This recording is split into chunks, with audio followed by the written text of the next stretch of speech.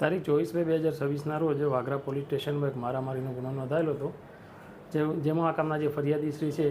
પીપલિયા ગામે એમના ઘરે ઓટલા પર બેઠેલા હતા ઘરે. ત્યારે આ કામના જે તોમતદાર છે વિનોદ રમેશભાઈ વસાવા, બિપિનભાઈ રમેશભાઈ વસાવા અને નગીનભાઈ હીરાભાઈ વસાવા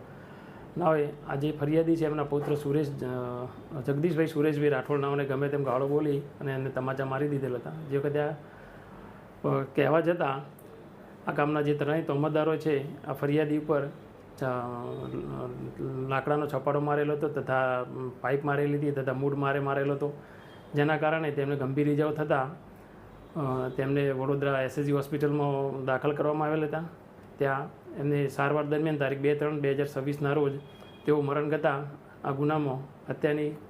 કલમનો ઉમેરો કરવામાં આવેલો હતો અને આ ગુનામાં જે સંડોવાયેલ ત્રણેય તોમતદાર છે વિનોદભાઈ રમેશભાઈ વસાવા, બિપિનભાઈ રમેશભાઈ વસાવા અને નગીનભાઈ હીરાભાઈ વસાવા ત્રણેય આ ગુનાને વાગરા પોલીસે